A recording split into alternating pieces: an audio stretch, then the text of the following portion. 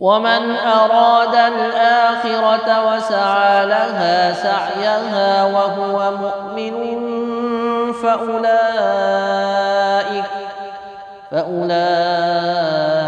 कान सअयुहुम मशकूरा। बिस्मिल्लाहिर्रहमानिर्रहीम अहमदुहु व नुसल्ली अला रसूलिहिल करीम। मोहतरम साथियों, दोहा कतर में इमामत के हवाले से आपके सामने मैंने काफ़ी गुजारिशात रखी हैं, काफ़ी चीज़ें रख चुका हूँ, जिसमें पहला पार्ट मैंने आप लोगों के सामने बनाया था, जिसमें मैंने दोहा कतर के हवाले से चीज़ें बताई थी। फिर दूसरे पार्ट में साथियों के कुछ सवालात आए थे, उनके जवाबात आपके सामने रखे थे। फिर तीसरा पार्ट बनाया, उसमें जो है एक साथी का जो है किताब के इम्तिहान में वो पास हुए थे, उनका इंटरव्यू लिया था। वो जो सवाल जो चेंजिंग हुई है सवाल में, पहले होते थे कि 30 सवाल जो है फ़िक़ह के होते थे, 10 अक़ीदे के होते थे, लेकिन अब 20 फ़िक़ह के 20 अक़ीदे के ऐसे कर दिए, और 10 सवाल जिसमें ऐसे होते हैं सही गलत के, और 10 जो हैं ऑप्शन वाले होते हैं। तो ये तब्दीली आपके सामने रखी थी। आज जो आपके सामने ये वीडियो बनाने का मकसद है, सबसे पहले काफ़ी साथियों का ये एक जो साथियों ने ये हुक्म फरमाया है कि ये बताया जाए कि इम्तिहान की तैयारी कैसे करें। सबसे पहले उन्होंने पूछा है कि इम्तिहान की हम तैयारी कैसे करें। इसलिए जब साथियों के सामने दोनों किताबें आती हैं, फ़िक़ह की मतन मनारुस सबील और अक़ीदे की अलाम सुन्नत मंशूरा, तो वो लोग परेशान हो जाते हैं कि तो अरबी में है, हम अरबी जानते नहीं, हम कैसे तैयारी करेंगे। तो उसकी तैयारी तो सबसे पहले ऐसी की जाए कि मतन मनारुस सबील के अल्हम्दुलिल्लाह मुकम्मल दर्स मैंने आपकी खिदमत में रिकॉर्ड कर दिए हैं, उसको सुने। उसमें जो आपको तरीक़ा बताया हुआ है कि फ़िक़ह की तैयारी यानी कैसे करनी है, कि फ़िक़ह की तैयारी आप ऐसे करेंगे कि फ़िक़ह में जैसे मिसाल के तौर पे पहला आप अहकामुल मियाँ खोलेंगे, तो सबसे पहले जो अहकामुल मियाँ का जो पहला बाब है उसकी तैयारी करेंगे कि उसमें पानी है, पानी के 4 अक़साम है, उसको याद कर लेंगे। उसमें जो जो मसला अरबी में ज़िक्र किया गया वो मसले का माने मफ़हूम आपको पता होना चाहिए, और उसमें जो तारीफ़ात हैं उनको याद कर लेना, जो 2-4 तारीफ़ात हैं। लेकिन जो अहकामात हैं उनको याद करना है कि कितने फ़राइज़ हैं, कितने वाजिबात हैं, किस चीज़ से जो है ना हराम है, क्या चीज़ जो है मुबाह है, वो याद करते हुए चलना। जब पहला बाब मुकम्मल हो जाए, या पहले दर्स के हिसाब से सुन लें कि जो आपकी खिदमत में मैंने 18 दर्स रिकॉर्ड करें, एक एक दर्स करके सुने कि पहला दर्स आपने सुना, पहले दर्स की तैयारी करी, 3-4 दिन तक उसकी तैयारी करते रहे। जब वो अच्छे से याद हो जाए, किसी कॉपी में आपने लिख लिया, उसका खुलासा लिख लिया, सब कुछ लिख लिया, फिर दूसरा दर्स शुरू करें। दूसरा दर्स जब आप सुन लें, उसके दूसरे दर्स की जो चीज़ें आपके सामने आ जाएँ, जो भी अहकामात हैं, फिर उसकी आप लोग जो है ना तैयारी करें। इस तरीके से फ़िक़ह की तैयारी मुकम्मल कर लेंगे। लेकिन एक बात अच्छी तरीके से जहन में रखें, बहुत सारे साथी ये गलती करते हैं कि आगे तैयारी करते जाते हैं और पीछे देखते नहीं हैं। पीछे आज जैसे एक बाब मुकम्मल हो गया, आज दूसरा बाब मुकम्मल हो गया, तीसरा बाब मुकम्मल हो गया, चलते चले जाते हैं। ऐसे नहीं करना, बल्कि रोज़ाना शुरू से दोबारा फिर पढ़ना भी है। शुरू से रोज़ाना जो याद किया, या तो ख़ुद पढ़ें या किसी को सुनाएं, लाजमी शुरू से पढ़ते हुए आना है। ऐसे आगे आगे आपकी किताब होती जाएगी, पीछे से मजबूत होता चला आएगा। और जब आपकी किताब फ़िक़ह की मुकम्मल हो जाएगी, तो पीछे से रोज़ाना आप दोहराते रहेंगे, वो मजबूत हो जाएगा। और जिस दिन आपकी फ़िक़ह की किताब मुकम्मल हो जाए, उस दिन के बाद से किसी दिन भी नागा नहीं करना कि पूरी किताब को आपने पढ़ना है। शुरू से पहला सफ़ा खोला, अहकामुल मियाँ, दूसरा खोला, तीसरा खोला, ऐसे पढ़ते चलेगा, या बगैर देखे पढ़ते चलेगा। रोज़ाना फेरा देना है। आपने 2-4-5 दिन छोड़ देंगे, फिर कच्चा होता चला जाएगा। एक बात तो ये। फिर अक़ीदे की किताब की तैयारी कैसे करनी है? अक़ीदे की किताब की तैयारी ऐसे करनी है कि अक़ीदे के भी अल्हम्दुलिल्लाह मैंने आप लोगों की खिदमत में दर्स रिकॉर्ड करे हैं। उसमें मैंने सबसे पहले किताब का खुलासा आपके सामने बताया। वो किताब का खुलासा आपने ऐसे सामने रख लेना है कि किताब का खुलासा जो मैंने आपकी खिदमत में अर्ज़ किया है ना कि अव्वल मा यजिबु अलल इबाद, फिर इबाद की किस्में, फिर मरातिब इस्लाम, फिर इस्लाम के अरकान, फिर ईमान के अरकान, फिर ईमान की उनकी जिस तरीके आप ऐसे आप सामने रख लें। और जहाँ तक आपको मैं खुलासा बताता जा रहा हूँ, वहाँ तक आप रोज़ाना उसको खुलासे को भी पढ़ते रहें, और जो तारीफ़ात की जिन तारीफ़ात की मैं आपके सामने निशानदही कर रहा हूँ कि भाई यहाँ से लेके यहाँ तक तारीफ़ याद करनी है, यहाँ से लेके यहाँ तक याद करनी है, उसको उन तारीफ़ात को आपने ऐसे याद करना है जैसे आप लोगों को अपना नाम याद है। जैसे आप लोगों को अपना नाम याद है ना, वैसे वो तारीफ़ात याद कीजिए, छोटी छोटी तारीफ़ें हैं। इस तरीके से वो किताब चलते चले जाएंगे। जैसे अभी तक अल्हम्दुलिल्लाह हम लोग के 3 दर्स हुए हैं। अलाम सुन्नत मंशूरा अक़ीदा की किताब के 3 दर्स अब तक रिकॉर्ड हुए हैं। उन 3 दर्स में 101 सवाल तक रिकॉर्ड हो गया। अब पहले दर्स में 35 सवाल, दूसरे दर्स में जो है ना 62 तक सवाल, तीसरे दर्स में 101 तक सवाल। अगर दर्स करके भी आप सुनेंगे ना, तो पहला दर्स आपने सुना, उसको याद किया, 3-4 दिन तक वो याद करते रहे। जब वो याद हो जाए अच्छे से, फिर दूसरा दर्स शुरू किया, फिर 3-4 दिन उसको याद करते रहे, जब वो याद हो जाए तो तीसरा दर्स शुरू किया। लेकिन बार बार वो आपके सामने मार्च करो, लेकिन पीछे से बार बार आपने दोहराते रहना। इस तरीके से आपकी उसकी किताब की तैयारी भी हो जाएगी। फ़िक़्ह की आप कर चुके होंगे, फ़िक़्ह को रोज़ाना दोहरा रहे होंगे, तो तकरीबन 2 से 3 महीने लगते हैं। इन दोनों किताब की तैयारी मियाँ फिल मियाँ बिल्कुल ज़बरदस्त तैयारी हो जाती है। सालों से हम साथियों को देखते आ रहे हैं जो इस तरीके से तैयारी करते हैं, बेहतरीन तैयारी कर लेते हैं। बहुत सारे साथी इनमें ऐसे हैं कि जो सिर्फ हाफिज़ हैं, अरबी नहीं जानते, लेकिन उन्होंने इस तरीके से तैयारी करी, बेहतरीन उनकी तैयारी हो गई, बाद में इम्तिहान दिया, उसमें पास भी हो गए। इंशाल्लाह भी चंद दिनों बाद मैं आपके सामने कुछ साथियों को लेकर आऊँगा जो अभी ताज़ा इम्तिहान में पास हुए हैं। उसके बाद जब किताब की तैयारी आपकी इस तरीके से हो जाए तो साथ साथ फिर कुरान पाक की भी तैयारी आप लोग करते हुए चलें। कुरान पाक की तैयारी है कि कम से कम कुछ सुनाते हुए, 1 पारा 2 पारा आप किसी को सुनाते हुए चलें। इंशाल्लाह जब किताब का इम्तिहान आप लोग दे लें, उसमें अल्लाह पाक आपको पास कर दे, तो कुरान तो आप रोज़ाना 1-2 पारे सुनाते हुए आ रहे होंगे। उसके बाद फिर आपको कुरान की तारीख जब मिल जाए तो रोज़ाना फिर 6-6 पारे 10-10 पारे इस तरीके से आप शुरू कर दें। अच्छा, दूसरा मैंने ये भी अर्ज़ करना था कि इंशाल्लाह 16 अगस्त को साथियों का इम्तिहान है, काफ़ी साथियों का।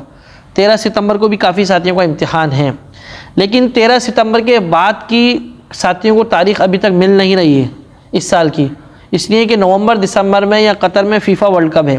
तो गुमान ये है कि वर्ल्ड कप की वजह से शायद सितंबर के बाद इस साल इम्तिहान ना हो, तो फिर शायद इम्तिहान 2023 की जनवरी में शुरू होगा। इसलिए काफ़ी साथियों ने अभी ईद से अप्लाई किया हुआ है, उनको अभी तक तारीख़ मिली नहीं है। 13 सितंबर तक की तो तारीख़ लोगों को मिली हुई है, इसके बाद की अब नहीं मिल रही। तो बहरहाल जिन साथियों को 16 अगस्त को या 13 सितंबर के इम्तिहान है, बिलखुसूस उनको मैं अर्ज़ कर रहा हूँ कि खूब किताब की और दोनों किताबों की तैयारी करें। और जब इंशाल्लाह आप लोग जब इम्तिहान देने जाएँ, इम्तिहान का पर्चा जब आप लोगों के सामने आ जाए, तो इम्तिहान के पर्चे में जो आप सवालात देखेंगे ना, तो 10 सवाल तो ऐसे होंगे कि सही गलत का निशान लगाना है, कि कोई इबारत लिखी होगी, फ़िक़्ह की कोई इबारत लिखी होगी या अक़ीदे की किताब की कोई इबारत लिखी होगी, आपने उस इबारत को पढ़ना है। अब आप वो मसले को पढ़ लेंगे कि ये बात सही लिखी है गलत लिखी हुई है। मिसाल के तौर पे फ़िक़्ह में कोई बात लिखी हुई है कि जैसे वो नमाज के जो अरकान हैं कितने लिखे हुए, 14 लिखे हुए, उधर लिखा हुआ कि नहीं नमाज के अरकान तो 12 हैं। अब आपने पढ़ा कि नहीं ये बात तो गलत है, तो गलत के निशान लगाना है। उस इबारत को आपने पढ़ना है कि सही है गलत है, उसका जवाब आप जब भी दे सकेंगे कि किताब में आपने तैयारी अच्छे से करी होगी। उसके साथ फिर 10 सवाल ऑप्शन के होंगे, उसको देखना है।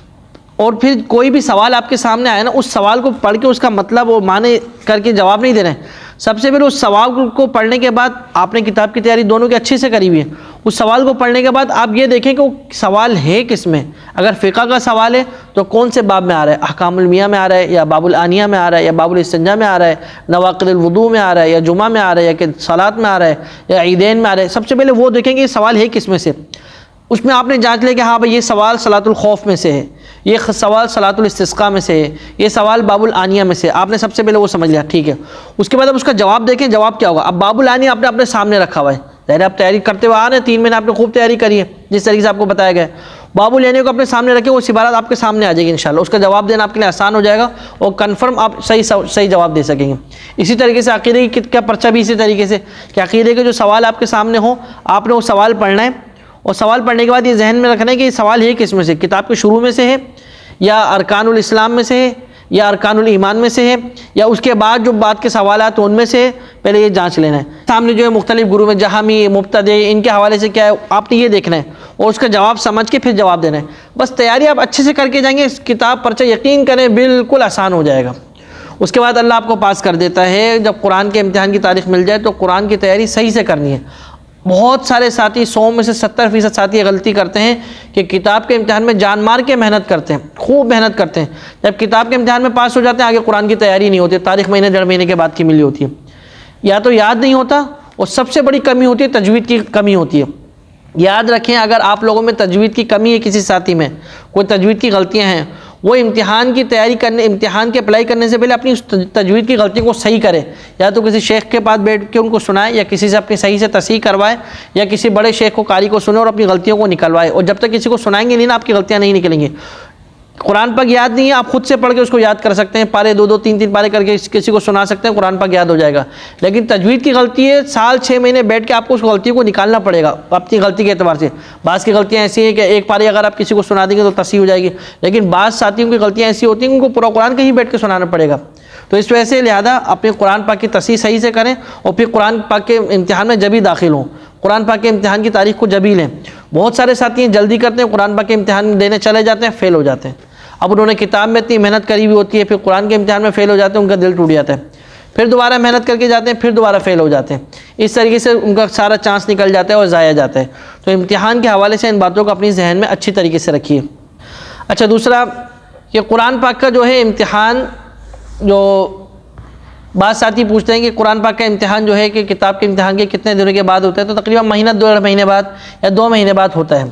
इस तरीके से कुरान इनका इम्तिहान होता है। और दूसरी बात, बहुत सारे साथी पूछते हैं कि किताबें हमें मिलेंगी कहाँ से। तो पार्ट 2 में भी मैंने आपको बताया था कि किताबें अगर आपको चाहिए हों, ये दलीलुत तालिब, मतलब मनारुस सबील और जो है अलामुस सुनन मंशूरा, तो आप मेरे व्हाट्सअप नंबर पे मुझसे रब्ता करें, तो इंशाल्लाह मैं आपको आपके व्हाट्सअप नंबर पे जो है ना किताबें भेज दूँगा।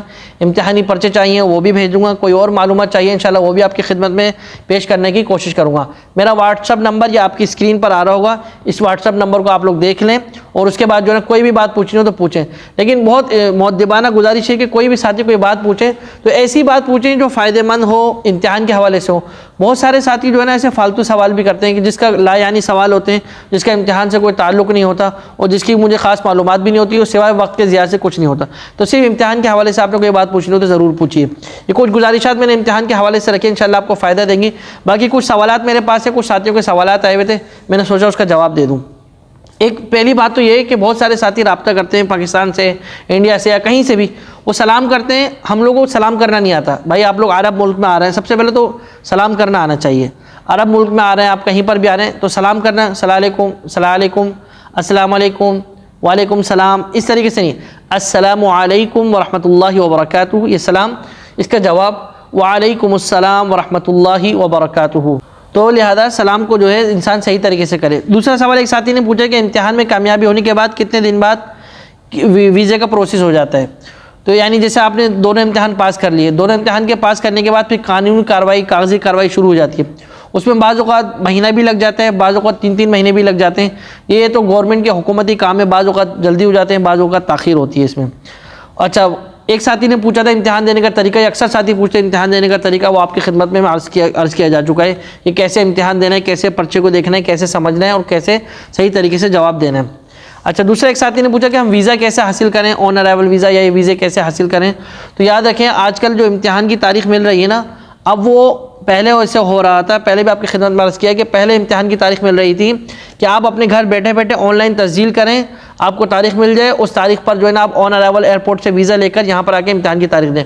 बहुत सारे साथियों ने ऐसा किया और वो कामयाब भी हो गए, पास भी हो गए।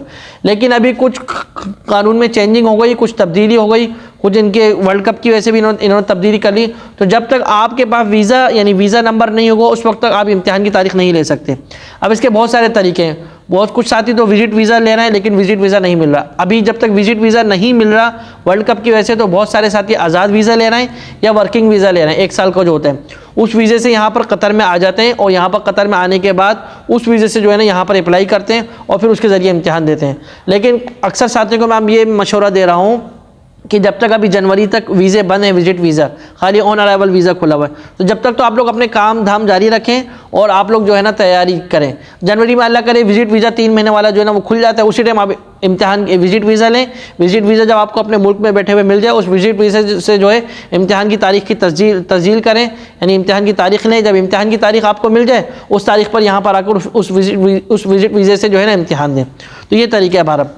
अच्छा, एक साथी ने पूछा कि ये जो ऑनलाइन तस्जील करते हैं फार्म कैसे फुल करें। तो ये आपको तरीका आना चाहिए। जब ज़ाहिर आप बाहर के लिए अप्लाई कर रहे हैं, इतना बड़ा कदम उठा रहे हैं, तो छोटी मोटी चीज़ें आनी चाहिए।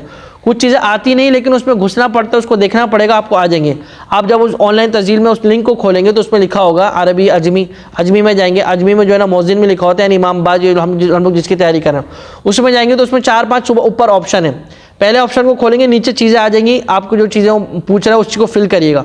जब वो मुकम्मल कर लेंगे तो दूसरी चीज़ को, फिर तीसरी को, फिर चौथी को, जब सारी कर लेंगे आखिर में लिखा हुआ आ जाता है कि आपकी तस्जील मुकम्मल हो गई और रकम तलब ये है बेनजाह कि आपको रकम मिल जाता है। ये फार्म फिल करने का जो है ना तरीका है।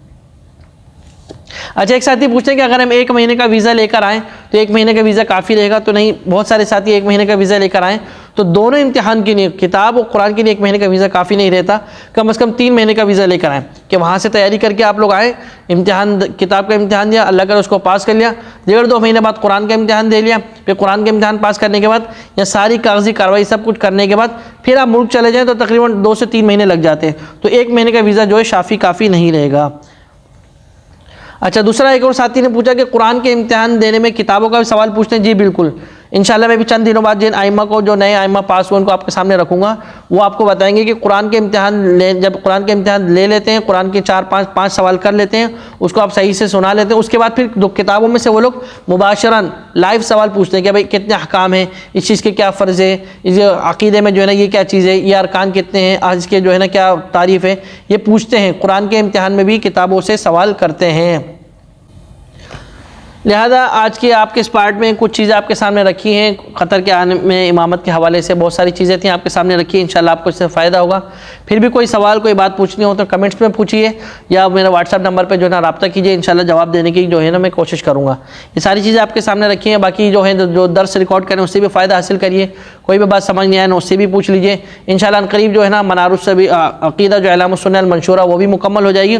उसके बाद फिर हम नया दर्स शुरू करेंगे कुरान पाक की तस्हीह के हवाले से, यानी कुछ मैं रिकॉर्डिंग कराऊंगा कि कुरान पाक की तस्हीह कैसे करनी है, सूरत अल-फातिहा में क्या क्या गलतियाँ हम लोग करते हैं और कैसे उसकी तस्हीह करनी है, और अजान में क्या गलती करते हैं उसकी क्या तस्हीह करनी है, इकामत की क्या गलती करते हैं उसकी क्या तस्हीह करनी है। वो भी साथियों को अक्सर जो है ना परेशानी होती है और उससे जो है ना वो फेल हो जाते हैं।